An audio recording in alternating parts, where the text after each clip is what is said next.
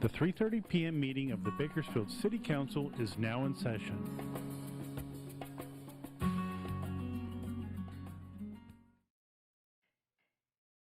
Good afternoon. It's my pleasure to call to order the 3:30 regular City Council meeting of March 2nd, 2022.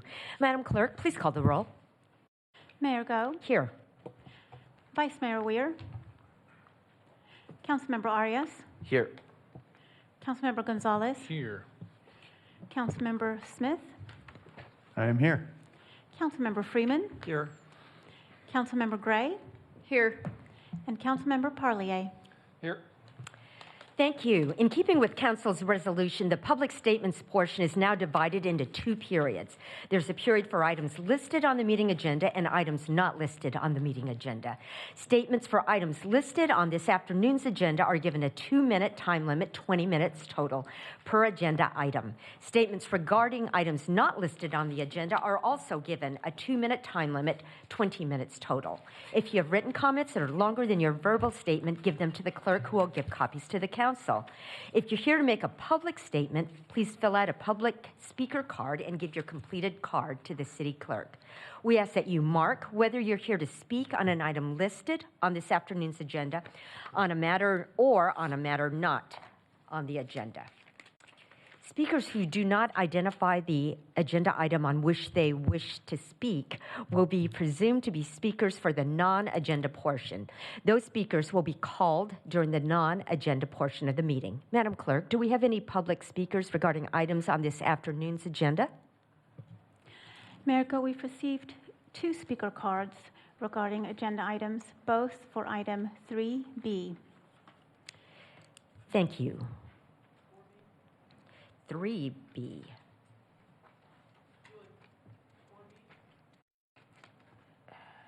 No, that's a charter amendment.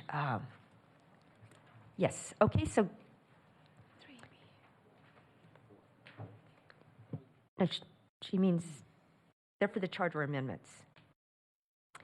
Madam Clerk? Go ahead and call. Both of the statements are regarding the charter amendments. Mm-hmm. There's a discrepancy between the online Novus agenda and the paper agenda. Oh. Correct, and I think, thank you, Councilmember Gonzalez. I think the city clerk has an explanation for that, that Novus still has the template of the workshops on some of the agendas, and so some of us have item 3 as workshops.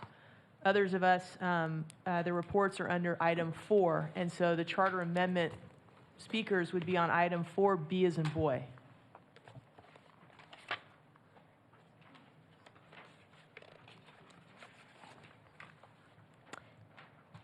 The first public speaker is Curtis Bingham.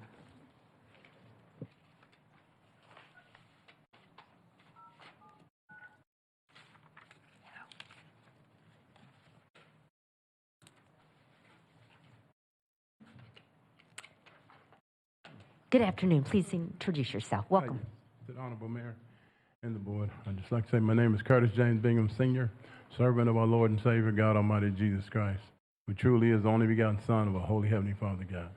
And the Lord would like us to bless our leaders. And blessing our leaders, we always want to be able to come up with respect at all times. And I'd just like to say, concerning this issue of should we bring an outside chief and things of that nature, well, I would say when you're a little kid and you have a career, you have a goal, you grow up and say, I want to reach this point, maybe president of the United States. We have officers here, they have a goal of being chief someday. And it's such a terrible shame thing to take that opportunity away from them. And so I think doing what we're doing, considering our law enforcement officers, I think we're doing fine as we are. And I think all those that have a goal should have that opportunity to become chief someday without somebody else getting in their way, something they may have worked in this office for a long time, and all of a sudden somebody comes in. Then if you look at like some of these cities, every time if you notice some of these chiefs that come in, I think up in McFarland and other places, they don't stay very long. See, and a new one will be more apt to say bye faster than somebody that's here, because it don't mean everybody's going to like his ways. And so I think that we're doing good, and I'm just personally saying, you know, we have a good crew here, and those that's been studying hard, going to school, taking classes, want to become chief. I think they should have that opportunity without interference. And so I think it would be a fair thing for us to take that into great consideration. And remember, we're doing good, and you guys happen to be blessed with one of the finest departments that California has, considering that Measure N, 50% of it is because of them. Because when we had that problem, the people said yes to them. And so we got to be fair and recognize that fair and square. I was involved in a lot of this, and I've seen how it went. And you guys are blessed, blessed, blessed, and blessed again. And my 2 minutes is up, man. Thank you, Mr. Bingham. Thanks, everybody. I pray God bless you. Next speaker, please. Sky Knight Dent.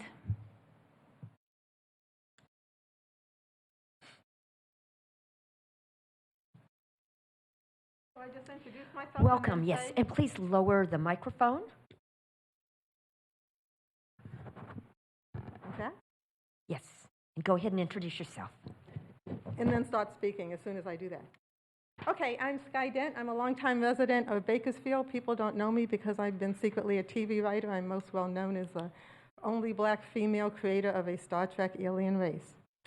So I had concerns about the monitor, actually. I didn't like the meeting that they had for us. I thought it was unfair that our faces were blacked out to each other and they could see us, but we had no way of identifying anybody in the audience from Bakersfield who we may want to talk to later. I hope they can correct that. They have our email addresses, and they could have used that to alert us, or somebody could have used that to alert us about this meeting, which is the only reason I'm the only one here. One of the documents for this meeting had 4 pages on each page, and there was no way to enlarge it, so there was no way to read all of that information. When I spoke to Ms. Kirby, she's the key person for Jensen Hughes, which is back east. She speaks in like Jensen Hughes speech. You try to talk to her, and she won't respond to you in English, and I'm kind of used to that because I was also a journalist for the Boston Globe, but you know, she's way back east, and I think if they're going to have someone deal with our concerns here, they should have someone out of the LA office, at least the Oregon office. And let me see, she promised me in print that she would get back to us by the middle of February and let residents and people here know what was going on and what would be happening in the future, so I patiently waited, and that was 2-3 weeks ago, and she still hasn't gotten back to me. At the first Zoom meeting, one of their people, Mike Durkin, arrived 40 minutes late. I guess he didn't know that on Zoom they monitor you. He arrived 40 minutes late, he leaned back, and he went to sleep for the rest of the meeting. So I really don't think he should, that's it? Okay, bye. Oh, well, you had 7 seconds left, but thank you, Ms. Dent. No, I obey the rules. Thank you very much. Madam Clerk, next item, please.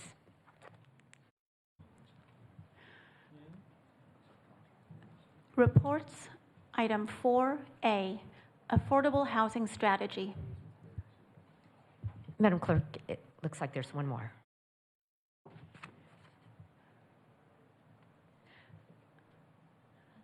We have an additional public speaker regarding agenda item 4A, affordable housing strategy. Thank you. Welcome. Introduce yourself, please. Yeah. Good afternoon, Emma de la Rosa, Regional Policy Manager with Leadership Council for Justice and Accountability. I just wanted to give a great thanks to Mr. Saldana and Mr. Cater in regards to the affordable housing strategy. We were able to meet yesterday and discuss a community meeting shortly or in the near future to discuss the findings that were collected from the survey and also some affordable housing programs. As I've raised before, many residents are facing rent increases, and it's because of the housing market and a lot of the development that's happening, and because of the multiple publications listing Bakersfield as very affordable. While it is affordable in comparison to the rest of the state, the community members here are facing another story. And it's really important that we start thinking about ways that we can ensure that folks will not be displaced. And we want to make sure that folks are not going to be evicted. Folks are getting eviction notices with really unrelated reasons, such as home improvements, right? But nothing really in particular as to what that home improvement is. And it's really because management companies know that this is the time for them to sell their houses, and this is the time for them to force people out to be able to rent at a higher price. I'm sure that you are all very aware of that. You know, you're all very intelligent folks. And so, again, this is one of the unintended consequences that we're seeing, but as city council members, we really urge that we think about ways to ensure that residents are not going to be displaced. We already have a huge issue with, being able to provide services for the unhoused community. If we don't keep folks at home, there's going to be a bigger issue. Thank you. Thank you, Ms. De La Rosa. Madam Clerk, any other public speakers? Mayor Go, I have not received any additional speaker cards. Thank you. And I just want to welcome our representative from Congressman David Valadeo, Southeast Wayland Young. Thank you so much for being here. Next item, please. Reports, item 4A, Affordable Housing Strategy. Thank you. Mr. Clegg. Thank you, Mayor and Council. Our Economic and Community Development Director, Paul Saldana, will kick off this presentation for the Council and introduce our partners who have been working on this with us.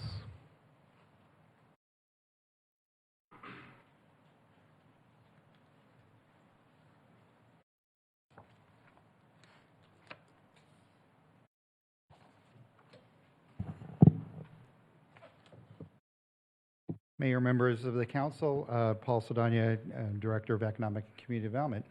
It's a pleasure to be here to kick off this report and update on our affordable housing strategy. As the Council knows, this is one of those tasks that we've been working on through this fiscal year. Like our Economic Development Strategic Plan, we're happy to be bringing this forward and moving this forward. Because this addresses a number of the City Council's goals, particularly as it relates to housing and addressing the issue of homelessness. So we're definitely pleased to complete this portion of the process. As the Council knows, during this fiscal year, we created, as part of the budget, an affordable housing unit within our department. And Jason Cater, who is here today, was selected as our principal planner and has helped to oversee this project. And so I just want to point that out and recognize him for the work that he's doing behind the scenes with all of this. We're going to present our consulting team to you, who will address this strategy in sort of two components. There's a toolkit component, which are things like the Affordable Housing Trust, which your council adopted last fall, that we are putting into place, and other tools that will help us to address the affordability of housing within the city of Bakersfield. The other elements that they'll be talking about will be related to to strategies and policy recommendations. These, because we're going through the housing element update as we speak, will go towards informing that process and speaking to some potential policies that would make it through the affordable or through the housing element. So we went out to RFP and selected a team of consultants to work with us in developing this housing strategy. We have representatives from Econ Northwest and Meriden Driscoll, who have been involved in this process. They have been very much engaged in not just the development of this and looking at some of the best practices around, but also coming out here on several occasions to meet with various stakeholders and community members through this process. So we have with us Chris Blankley, who is with the project director that we've been primarily work with, Eric Bigwell, who's also been working on this project, and Paul Penninger, who's with one of the associated groups that has been working on our community engagement process. So we've had a tremendous amount of really good, really good production results from the team. Before I turn it over, I just wanted to mention that we received a planning grant for this particular project, and so that is helping us to meet the requirements of that planning grant. And I will have the team talk more about that and how we're achieving those particular elements. Once they're completed with their update, I will come back before the council and address your questions. So with that, I'll turn it over to Chris.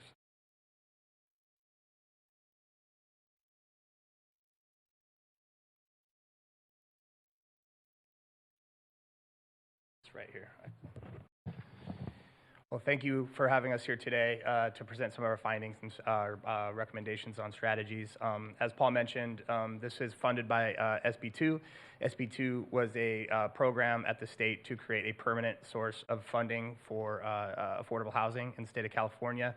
The first round of that funding went to planning grants to support projects like these, so jurisdictions can figure out strategies and the best ways to allocate their future resources to further affordable housing production.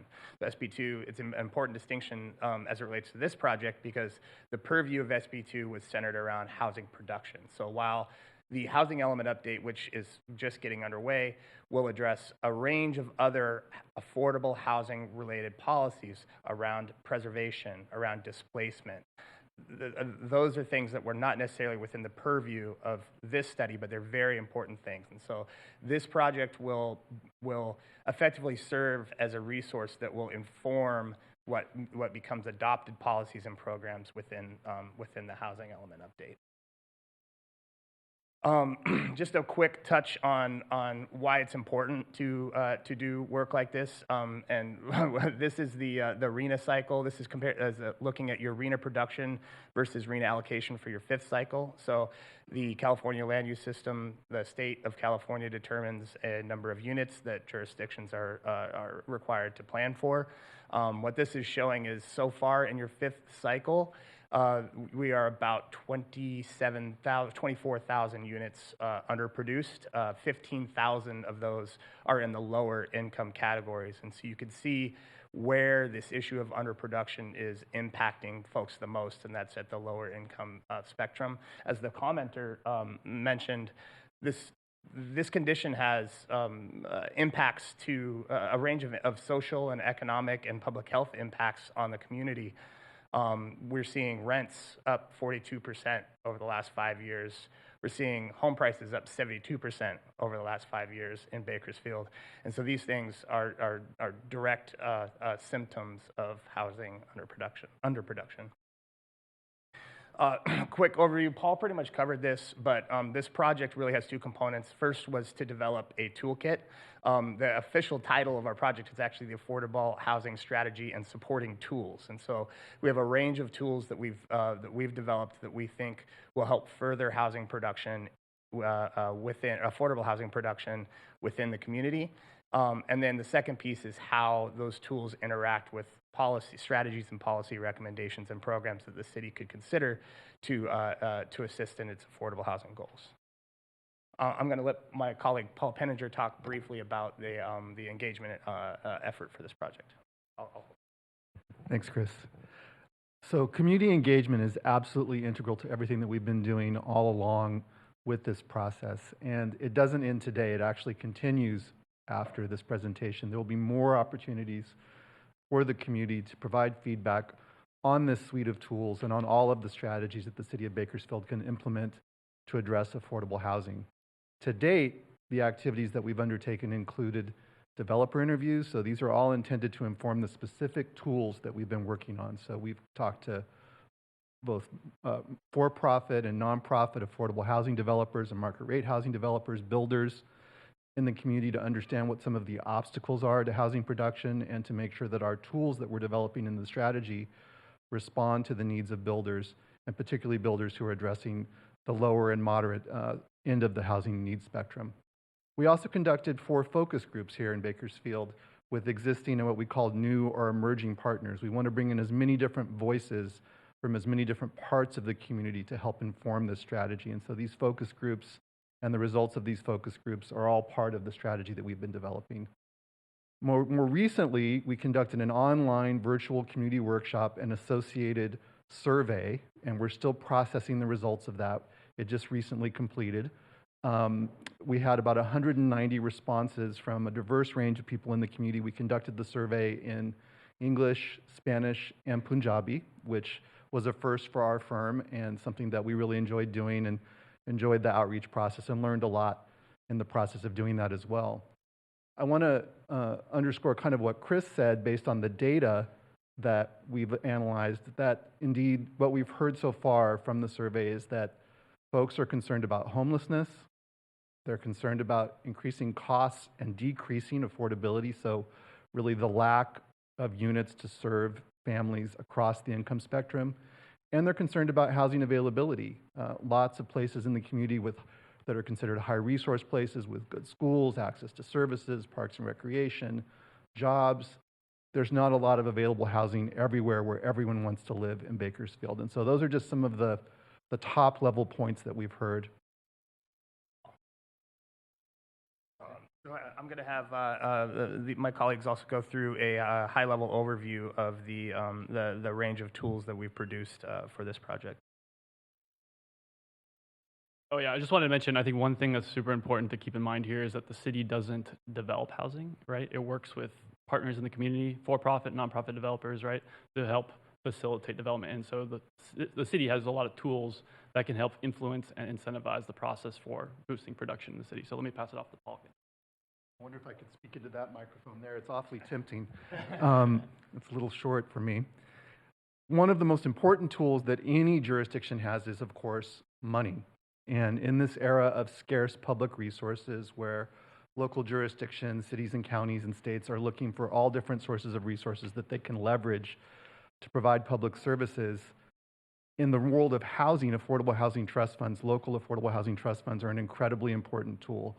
So in June of last year, this council established by resolution a Bakersfield Affordable Housing Trust Fund.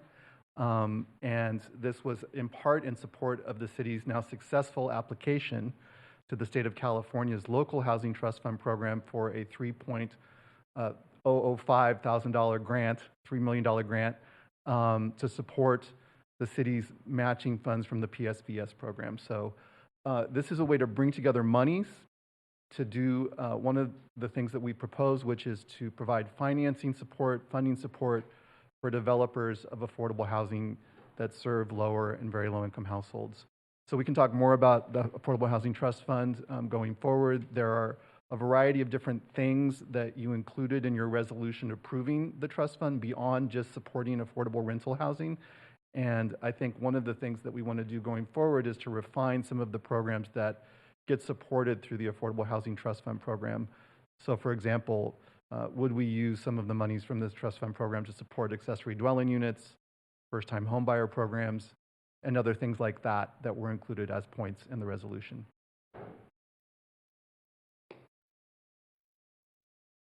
So we've heard from some affordable housing providers here in the city that the impact fees, which is our big piece of the puzzle for making development financially feasible, doesn't really align with the city's overall housing goals. And so one thing we've wanted to look at is, should these fees be incentivizing different housing types, housing variety within the city to make sure that different housing prototypes are aligned with the housing needs within the community.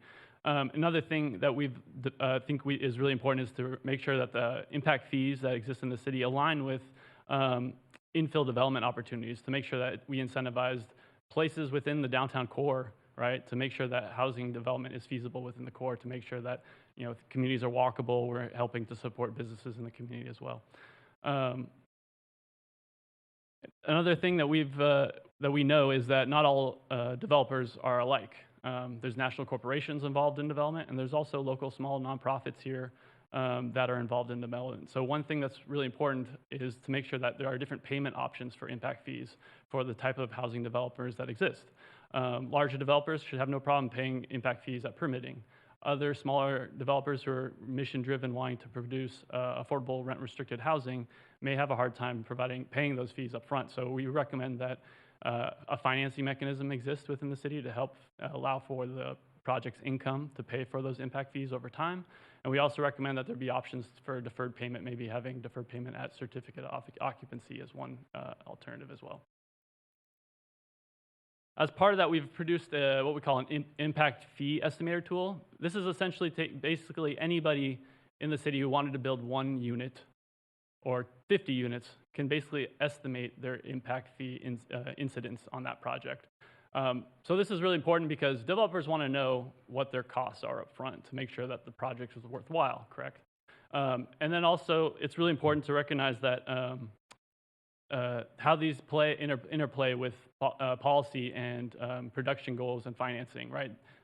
Financial feasibility is a big part of why anybody chooses to produce units. And so making sure a project is financially feasible is a big part of this. And having that transparency is vital for development.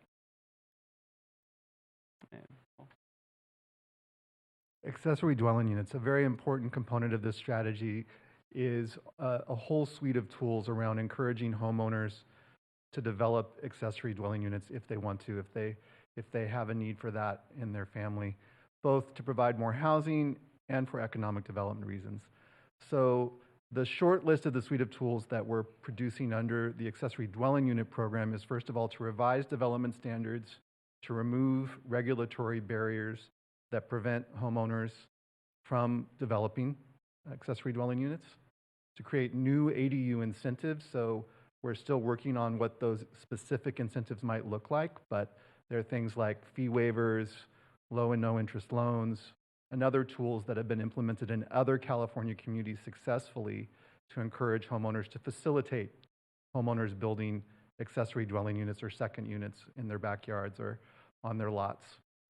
We're also working on a whole series of pre-approved plans. We have 3 basic buckets of pre-approved plans for small, medium, and large size ADUs.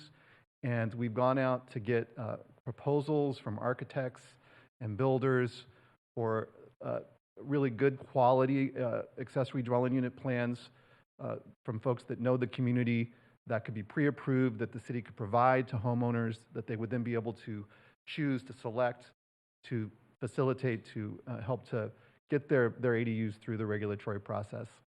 And then finally, we'll have, related to that, a marketing and ADU workbook and related website. So the workbook won't necessarily be just a physical workbook, but also an online workbook or tool that folks can use to help them through the marketing process for their ADUs and to make sure that they're successfully managing their ADUs over time.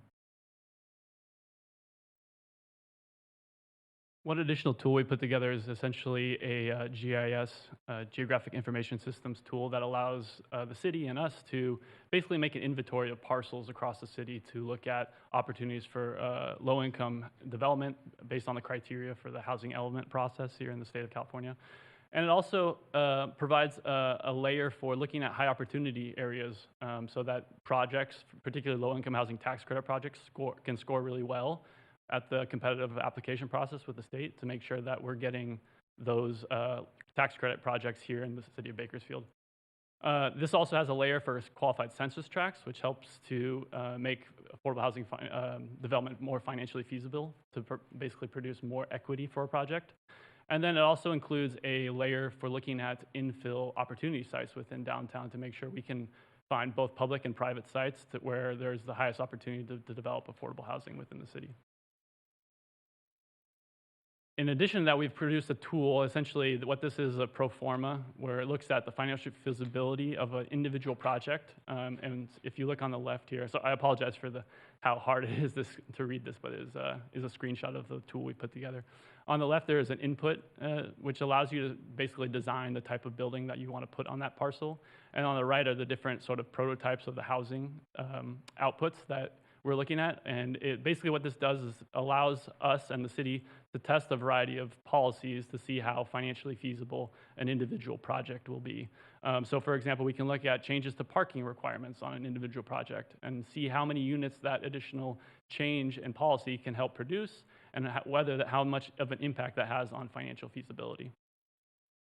And so this image here is essentially that policy tool in action. So we engage an architect and a civil engineer to sort of evaluate a handful of sites across the city. And some of the key findings that we found from that process is that wood frame construction is the most feasible construction type in the city, given the market conditions that there are right now. Concrete and steel is just infeasible in terms of the cost of the materials. Requiring a large amount of parking for an individual project makes financial feasibility particularly very challenging. It also limits the number of units that can be put on an individual site. If our goal is to increase production, we should be trying to maximize the number of units that we can fit on any given project, right? So we make sure we have that supply of housing to fit the needs of the community. One other thing we've noticed in the zoning code is that there's a sort of very strict lot coverage requirement, and what that does is just, again, limits the number of units you can actually put on the site. And if our goal is to maximize unit counts and production, we should be thinking how we should be flexible on that point. Again, as I mentioned earlier, the impact fees is a piece that we should all think about in providing opportunities for payment. And lastly, the civil engineer looked at some of the infrastructure challenges of infill sites in particular, and found that it is a high cost and is a challenge. So thinking about how the city can help in that way is a value to increasing production. So if that's a range of tools, then the second part of our presentation here is around strategies and the range of things that the city can do to utilize these tools among other strategies. And this can range on a spectrum from very less impactful things like for example, the developer estimator tool. This is a simple tool that lives online that can be used to provide information. On the other end of the spectrum, you have very interventionist activities, things like identifying new funding streams like you've done with your local housing trust fund, things like looking at acquisition and disposition strategies, using city land to dispose to the development community for affordable housing development. So among this spectrum, we've made a proposition of 4 strategies and 24 actions to help implement those strategies. The first strategy is the implementation of this toolkit that we just covered. And so utilizing these mechanisms to further the rest of the components of the strategy.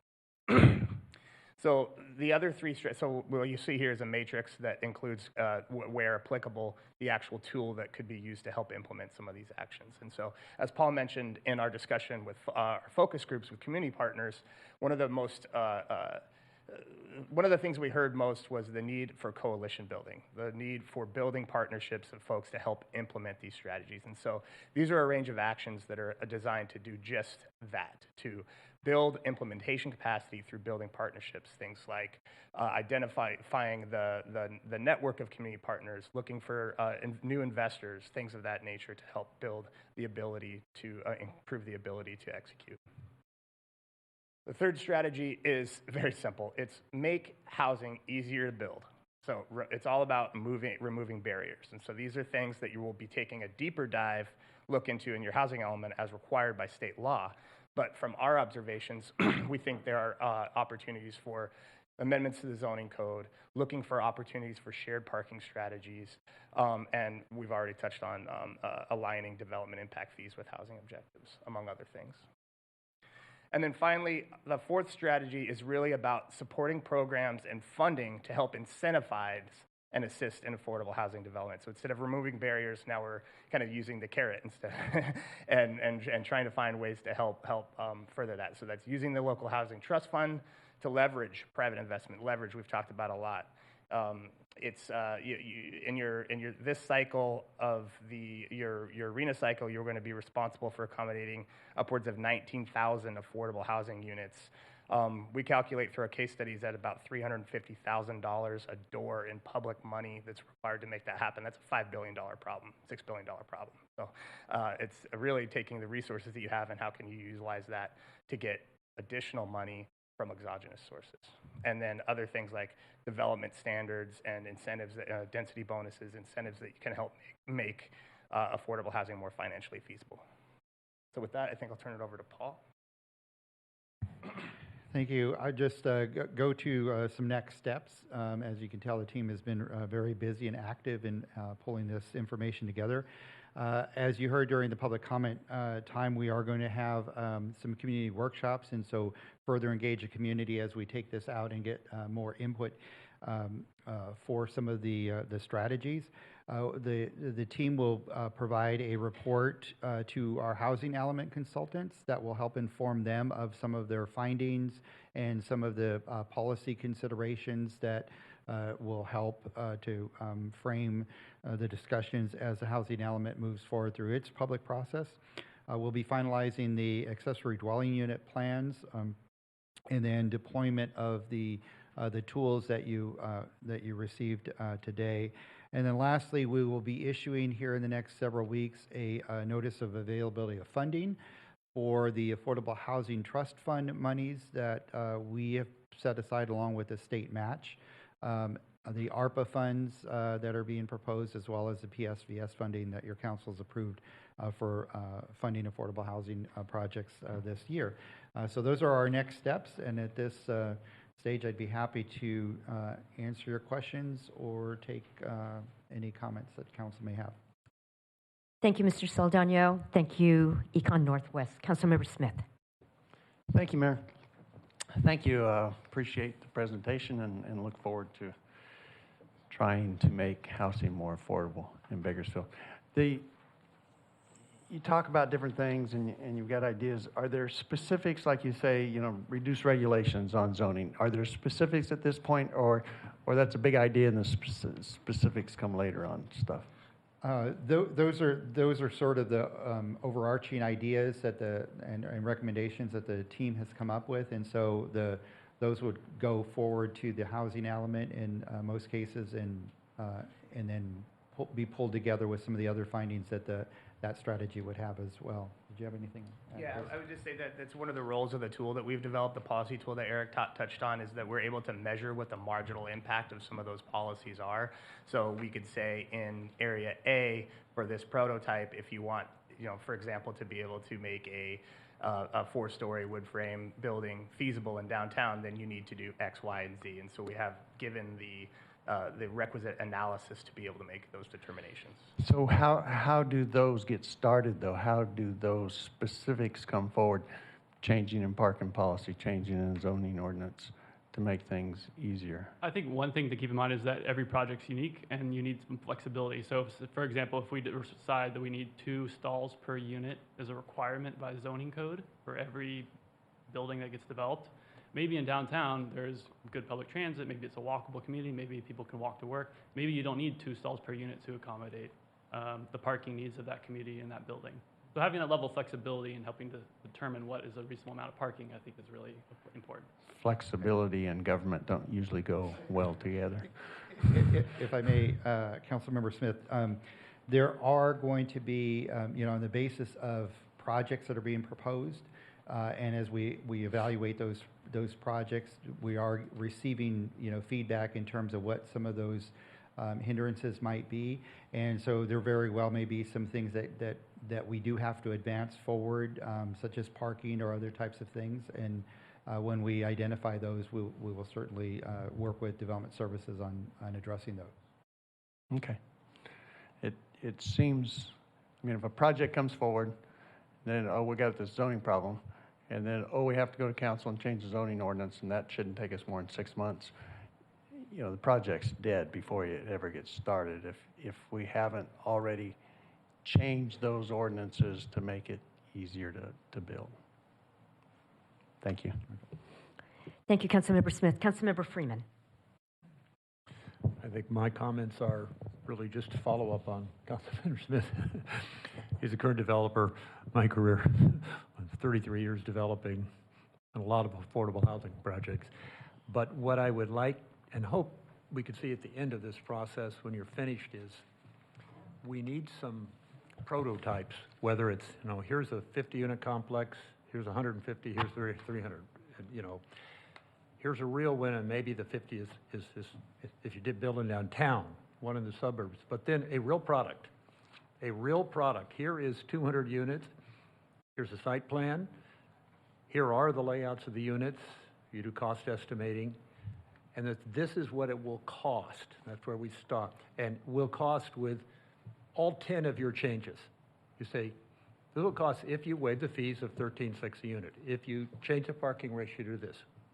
Give us a recipe, because up here, we just want a solution, and we may vote to do it all, but we need to know if you do these things, you can get your cost X, or if you can't, if you say, you've done all of those things, and we still can't get it, on the most stripped down unit of possible of 3-bedroom at 1,100 square feet or 1,000, it's still $260,000 a unit of cost, okay?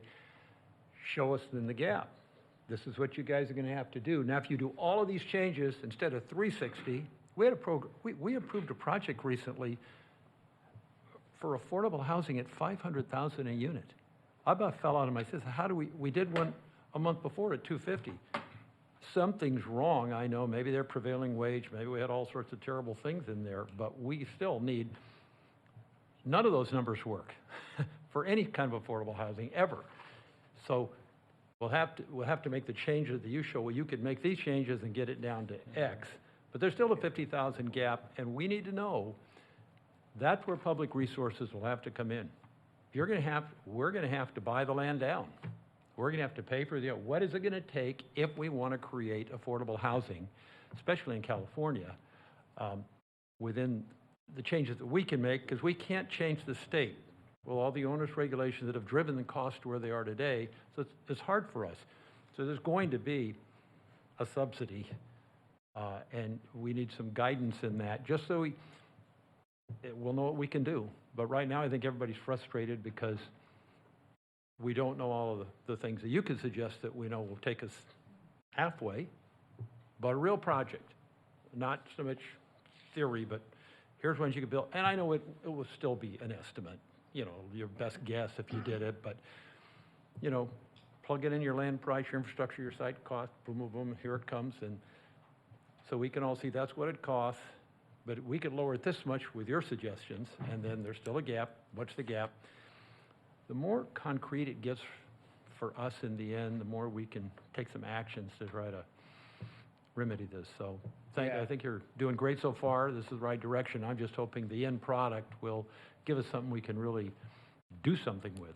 Yeah, thank you so much for your comments, and I completely agree, and I just draw your attention to the two tools that we've discussed, which are the pro forma tool and what this diagram here represents, where we hired an architect, and as you say, we did 6 case studies, so took example sites throughout real sites throughout Bakersfield with a real architect under existing code conditions and said, what could you actually do, what could be feasible, and in many cases, it was, you can't, to your point. And so then our architects took a look at the code and said, well, if we could do this, then this works. And if we could do this, then this works. And then we're able to plug that into this tool and talk about those trade-offs, right? Because it becomes, in a way, political, right? So what is the city amenable to accommodating? Is it height? Is it parking? Is it FAR? So you mix and match these things that are more acceptable based on the perspectives of your community to get to that answer. And then now that we know where the delta is, right, to your point, there's going to be a gap and a delta. That's where your Affordable Housing Trust Fund comes in, right? So if you get the gap down to here, now you have a mechanism to help plug that gap and make a project that wasn't viable, now viable. So to your question, what I think was a question is this report will have specific examples of amendments that you should be considering that have the biggest impact that we perceive to have the biggest impact on improving that equation. But ultimately, when it comes to implementing those things and adopting those things, that's where you get into your process of making code amendments and how that relates to your housing element update as well. Thank you. Thank you, Councilmember Freeman. Councilmember Gonzalez. Thank you, Mayor. I was just going to lay on where my colleagues left off. I think what's helpful for us if we receive a list of policy recommendations, of tools in priority. And so we can really have that conversation on the dais in terms of what we want to do and when and how. But if we can get that direction, that would be very concrete steps that we can then move forward. One of the examples is these impact fees, and creating incentives, particularly for affordable housing or infill development, I think is really important. We know the cost of infill is far more than in greenfield, and also we've run up against some hurdles with some affordable housing projects as it relates to some of these impact fees, and deferring payment is also very helpful and has been helpful in the past for some of our developers when we had to work with them. And so I just want to thank you for all the work and lifting up a lot of these great tools, but we need to go. We need to move, we need to build, and we cannot wait any longer. Mr. Saldana says that the time for strategic planning is Over. It's now strategic doing. And we need to do, build, now. And we have to get on this. And so if we can get that soon and that we can begin moving, I'd appreciate it. Thank you. Thank you, Councilmember Gonzalez. Anyone else? I don't see any other requests. Thank you very much, and we appreciate it. Okay. Mr. Clegg, do you have any closing comments? No, Mayor, thank you. Thank you. Madam Clerk, next item, please. Reports item 4B, provide direction regarding proposed charter amendments for the November 2022 general election. Thank you, Mr. Clegg. Thank you, Mayor and Council. This item will actually be presented by our City Attorney's Office. Madam City Attorney, sorry. It's okay. Thank you, Mayor. Oh, we're supposed to receive and file. Do we need to receive and file the last item? No. We do not as a report. Thank you. Again, thank you, Mayor, members of the council. Per the Vice Mayor's direction at the February 2nd meeting, which I think was in response to Mr. Clegg's presentation to you on some proposed charter amendments, the Vice Mayor and your council asked me to come forward tonight and present you with some possible options for some charter revisions as it specifically concerns the hiring of your police chief and fire chief from an external organization. So again, before we really kind of get into the thick of things, I wanted to talk to you, have just a couple of slides on what is a charter. And if you haven't read it, this is our charter. Our charter is about 20 pages long, and it typically is right on top of your Bakersfield Municipal Code. And you can see that your municipal code is almost 5 inches thick, right? So, and you've often probably heard that the charter serves as the basis or the constitution of a city, and that is true. And it generally provides more autonomy. If you're a charter city, you have more autonomy generally than a general law city, although we all know that the state of California is trying to take that away from us. Nevertheless, I think it does deserve this slide showing that of the 480 plus cities in the state of California, there's only about 120 of them that have charter cities, and we are one of them. So why are we here tonight? While I am talking about that, I'm going to have Ashley circulate for you a blue memo, and I deliberately did not want to put it in with the rest of your blue memos because I want to specifically go through it with you tonight. I think it's going to be a lot easier for you to look at the packet that I'm giving you as opposed to the PowerPoint. But we are here tonight because last year, as you know, the council agreed when they entered into the stipulated agreement and judgment with the Department of Justice that we would prepare a proposed charter amendment for the November 2022 general election, which will seek to permit the appointment of a person from an external agency to the position of chief of police. Again, that doesn't mean that you're in favor of it. It doesn't mean that you're against it. It simply means that we are going to prepare that ballot for the voters of this city to see how they want to handle it. So what you have in front of you, and I have provided, or there are plenty of copies in the back in case the members of the public would like to grab a copy. You have a blue memo on the top. I deliberately did not staple these. Below the blue memo, there are five pages. What I'd like you to do is simply take the blue memo and put it at the bottom. The first page should say option 1. Option 1 is a presentation of the most minimal, or the minimal changes to what is necessary in the charter in order to do what we are required to do under the stipulated judgment. And what you see here, there's 2 sections. There's 229 and there's 230. And when you look at 229, it has 3 paragraphs in it.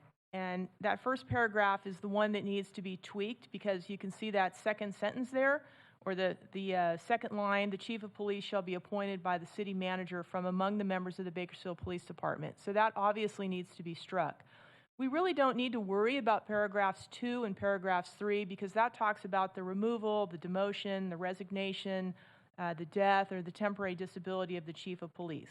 I have it there for you, and if we go forward with this ballot, we are going to have to put both of those paragraphs in front of the people. But for purposes of tonight and moving forward, there is no suggestion to tweak paragraphs 2 or paragraphs 3 in 229. So take a look at 230, because I think that's really, I know that this is really where some of the confusion comes in. Again, option 1 is minimal changes, but option 1 talks about qualifications for promotion. And when we talk about promotion in the city of Bakersfield, we're talking about hiring from within. And so it's going to require some explanation to the public as to what promotion means. And when you look at that first paragraph there, it basically, again, says that the commissioner shall provide for promotion in the department, the police department, on the basis of ascertained merit, and standing vacancies shall be filled by promotion. And what that means is, and we do it here in the city of Bakersfield, we do not have lateral appointments beyond officers. So we don't go to external agencies for lieutenants, anything detective and up. We do not go to external agencies because of that sentence there. It has been suggested that perhaps in order to avoid confusion, we change that from a shall to a may. That would also allow then the city to go to external agencies for anything above an officer. When you get to that second paragraph there that starts out, no member of the police department, I think that's very confusing. And I would tell you that there's a prepositional phrase on there that says, other than that of chief of police. Again, it really, when you read it to yourself or you read it out loud, it gets very confusing. But particularly at the end, it clearly says that no member of the police department shall be eligible for promotion to the position of chief of police until he shall have had 5 years' experience as a regularly paid peace officer, 3 years of which must have been served in the Bakersfield Police Department immediately preceding the date of his promotion. So we know with option 1 on minimal changes, that last sentence has to come out. Should you, again, decide to go with option 1, I would simply point out to you that the standard for internal candidates for chief of police may be different, because it's still going to read that no member of the police department shall be eligible for promotion to the position of chief of police until he shall have had 5 years' experience. Nowhere in this document will it say what years of experience your new chief of police will have. But if you're an internal candidate, you have to have at least 5 years. But in the interest of keeping and presenting to you a very minimally changed document, it was suggested again to keep that, extricate that last sentence, but keep the rest of that second paragraph in there. I think it also deserves sharing with you that in my history here, and I think as a general rule, you're going to hear people tell you that the more red lines you present to the public, the harder it is to get a charter amendment passed. So that was the rationale behind option number 1. It was to do very minimal red line changes because it's going to be, again, hard enough to explain, I think, to the public that whole section 230. So I'd like you now to take option 1, put it to the end of your list, and what I'd really like you to do, because here's where it may get confusing, is I'd like you to take option 2 and just kind of put it to the left, and I'd like you to take option 3 and just have it side by side. Again, this is the same document that you're looking at. It's just 2 additional options. Option 2 was the minimal plus a little bit more, and then I'm obviously going to explain option 3. There's only one difference between option 2 and option 3. But let me tell you what we did with option 2. So option 2, we kept that first deletion on that first paragraph in 229. And then what we did is we took the very last line where it talks about how many years of experience, and we deleted the last sentence under 230, and we basically put it up to the top. We put it under 229. And the thinking there was that it makes sense to us, and when I say us, I'm talking about the city attorney's office, that 229 really should only be about your chief of police. If you want to talk about something else, if you want to talk about promotions, then that should be in 230. So in a desire to keep it, again, simple, we put the experience level in for the chief of police in 229, and we deleted it out of 230. We, however, also deleted that standing vacancy language, again, to consistently allow for the lateral transfers for detectives and above. I would still submit to you that option 2 is confusing. I think, again, that last paragraph on 230 is, again, very difficult to understand, and I think it needs to be tweaked. And so when you go and you look to the right and you look to option 3, that's exactly what option 3 is. Option 3 is basically option 2, but it cleans up that last paragraph. It deletes that prepositional phrase, other than that of chief of police. Makes it very clear that you don't need to have a 1 year preceding the date for promotions. And it's very clear in the title of 230 that we're only talking about positions other than the chief of police. We're not talking about chief of police. If you want to talk about the chief of police, we left everything in 229. When you jump to option 4 was developed by the city attorney's office in conjunction with the city manager and some other department heads.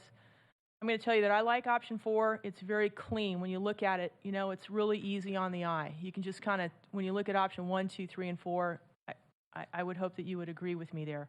So I think that members of the public would also find it very easy on the eye. It keeps that change, as we mentioned, in 229. It deletes all of that last paragraph on 230. It again eliminates that standing vacancy rule, which again you may consider to be beneficial. The only thing I would tell you on option 4 is it would not allow the council through the charter to establish the years of experience for the next chief of police.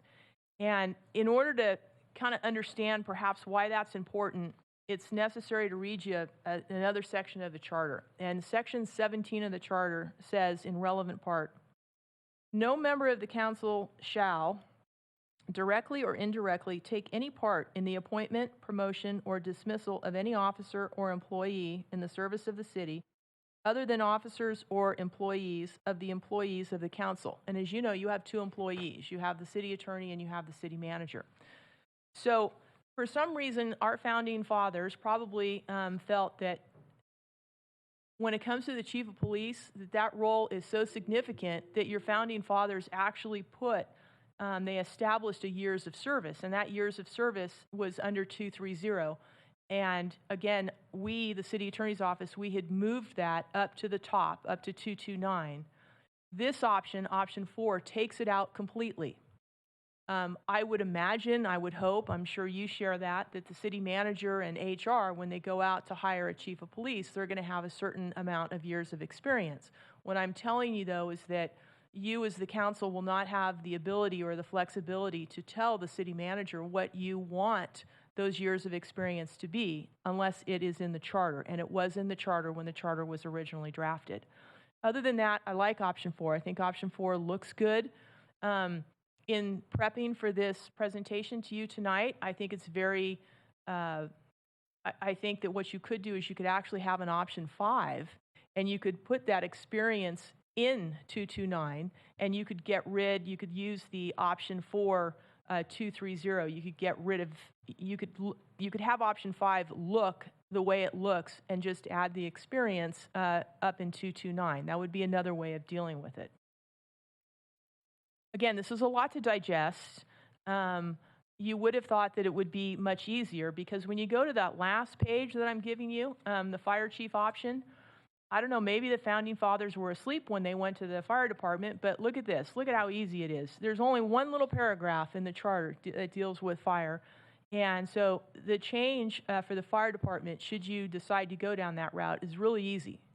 So for some reason, there's just more modifications needed with the selection of the police than there is with fire.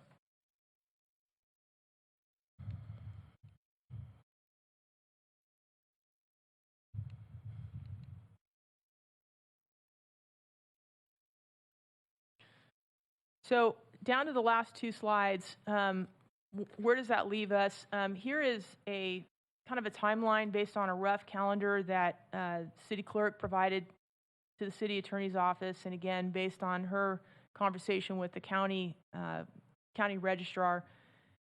We need to do this, at least for the police department, And if we're going to do it, we need to get the language pretty much rock solid as soon as possible, because I need to come back to you in the month of June, and we need to have a resolution calling for the election of the charter.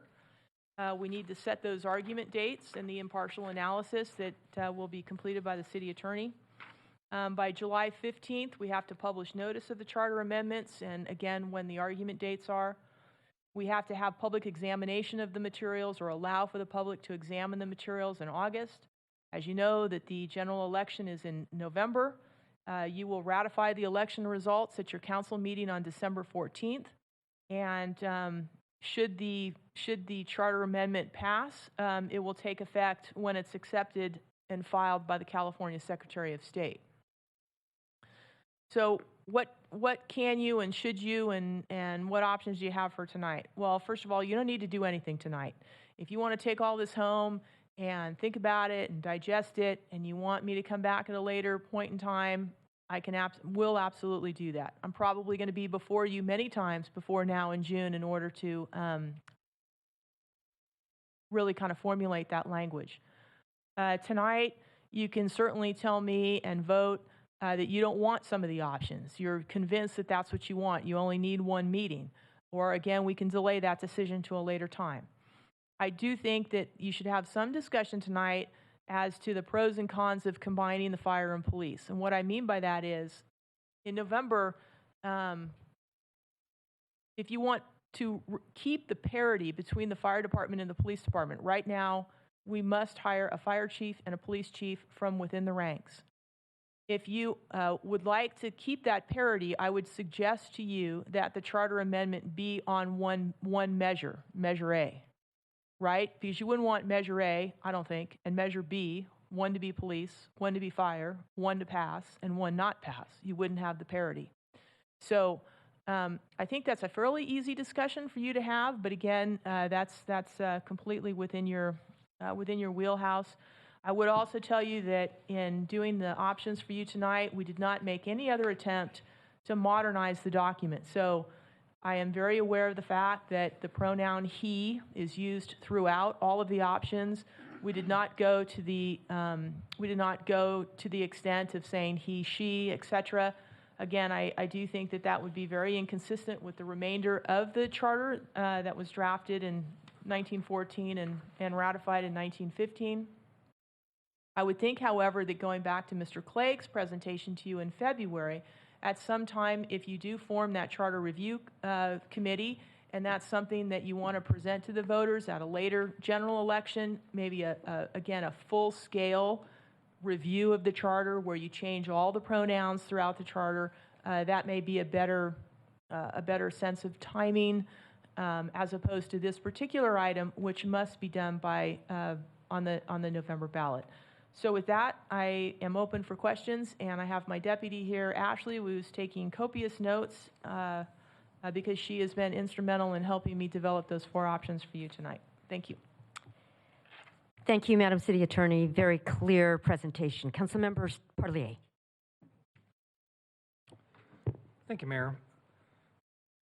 So, Jenny, we're only under a mandate from DOJ for the police chief, not the fire chief, correct? That's correct. Okay, so if we wanted to put the fire chief aside for now, we could do that? Yes, sir. Okay.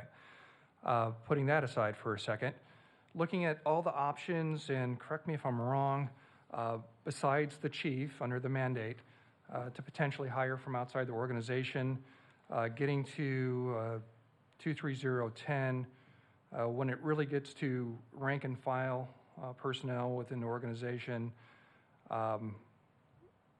it opens it up, all those options open it up to outside personnel too?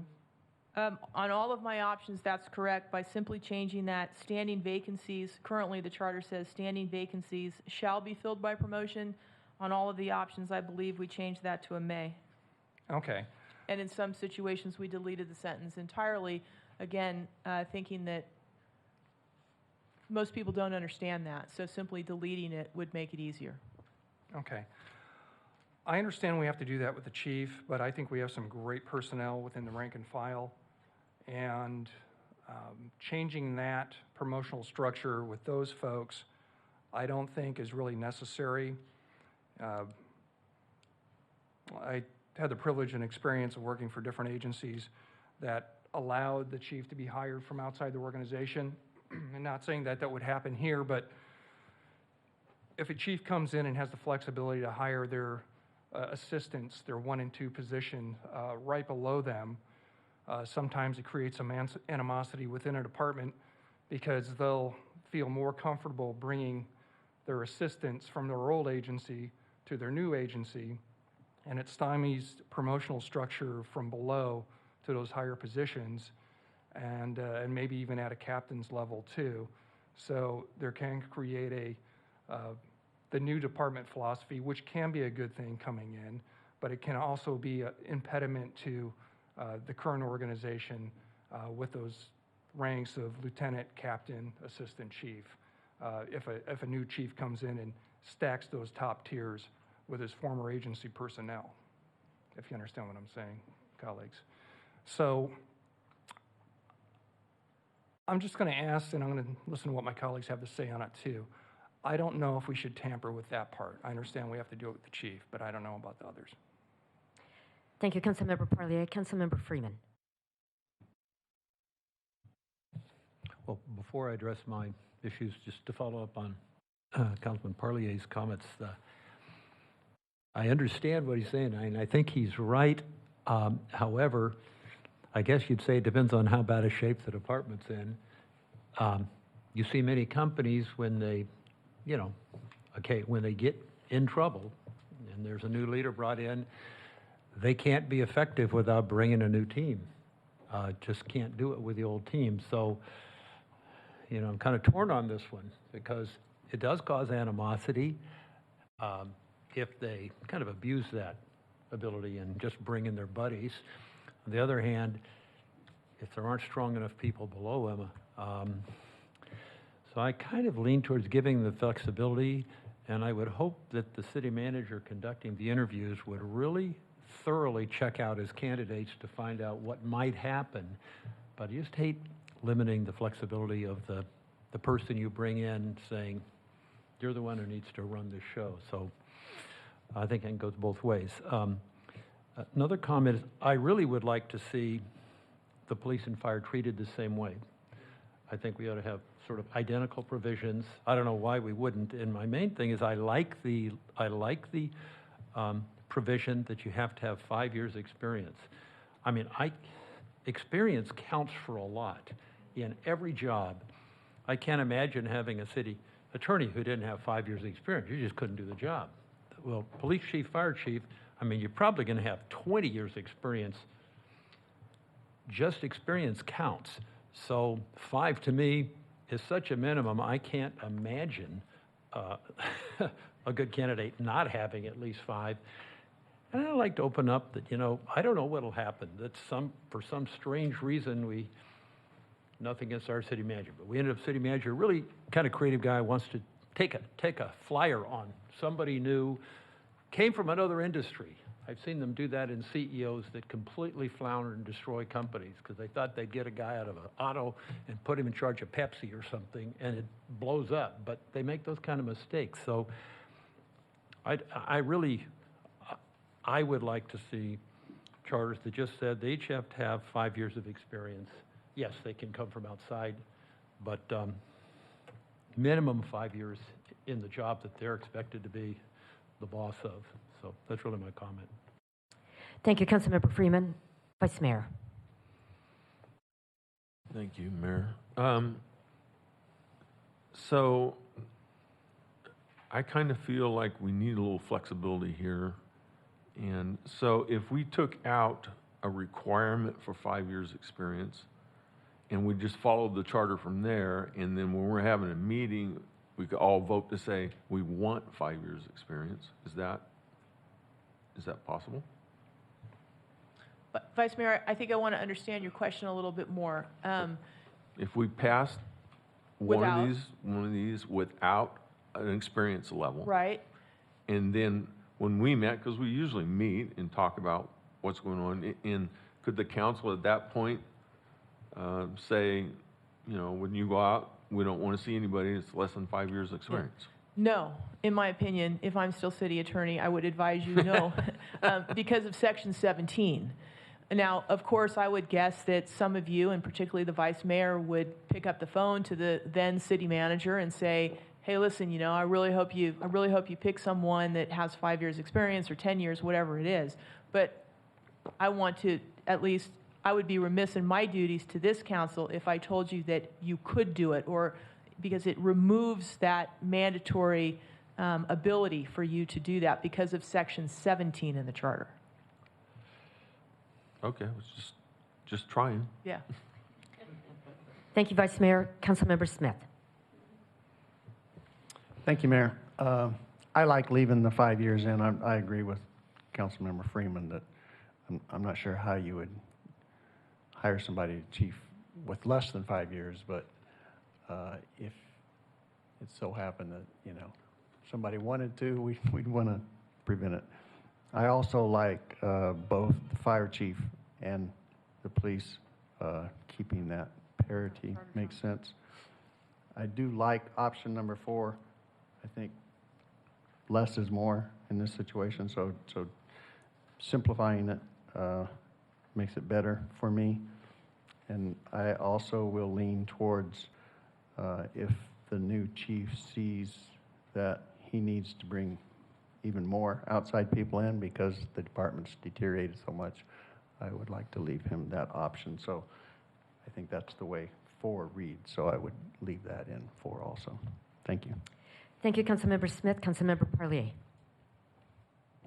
Thanks, Mayor. Quick question, Jenny, on the 5 years, and I don't care if it's really in or not, but if we hire a new parks director or public works director, it's not necessarily in the charter that they have to have 5 years. It's just HR has that requirement, correct? That's correct. And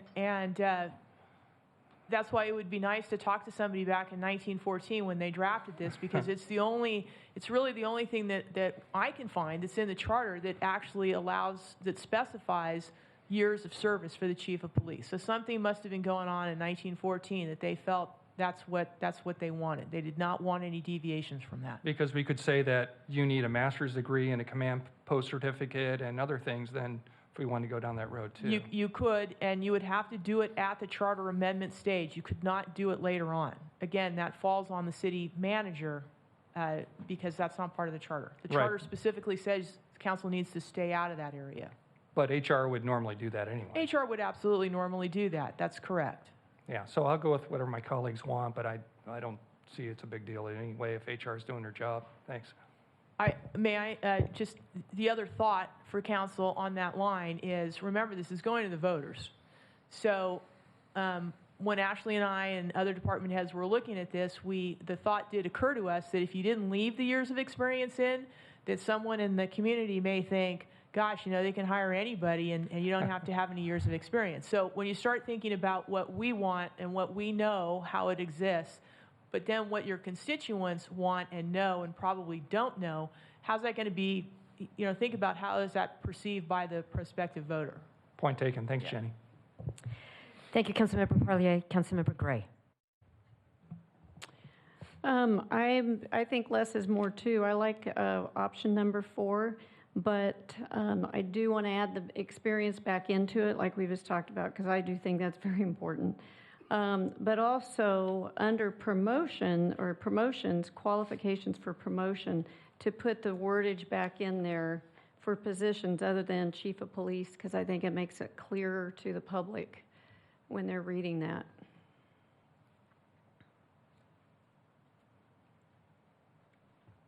Other than that, I'm good.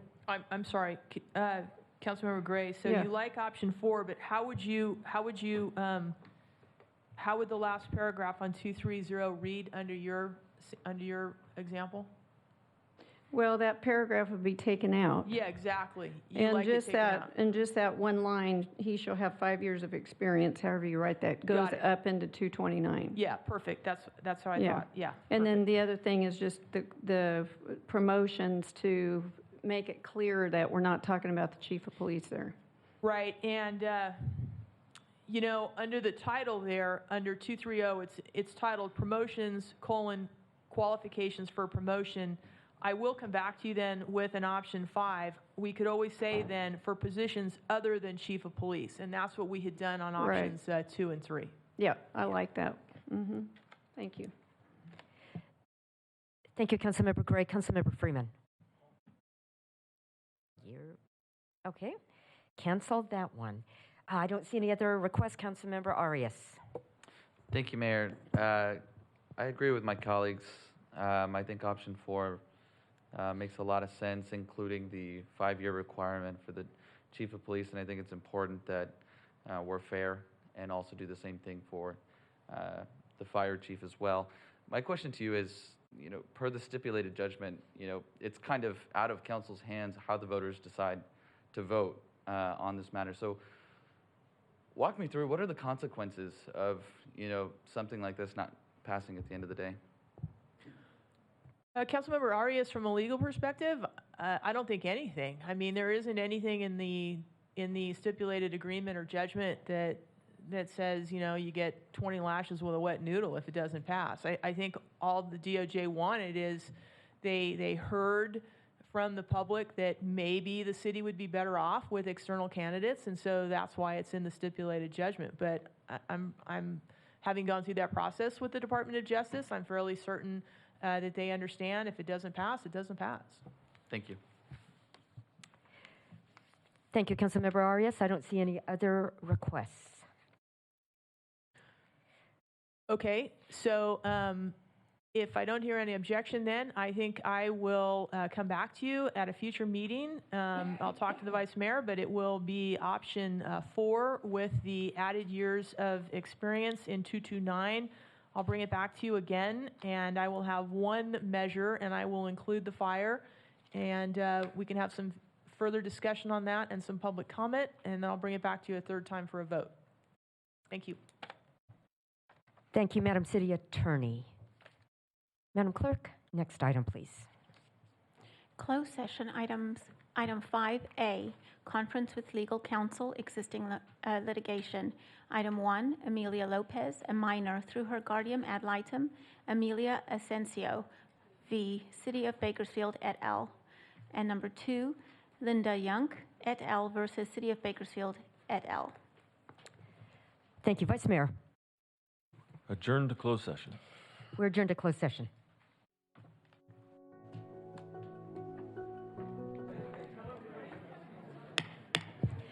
Reconvening the 3:30 meeting at 5:21. Madam City Attorney, please. Thank you, Mayor. There was 2 matters on closed session tonight, 5A, 1 and 2. On both matters, the city attorney was given direction by 7-0 votes to proceed accordingly. Thank you. Thank you. And with nothing else, we stand adjourned at 5:22.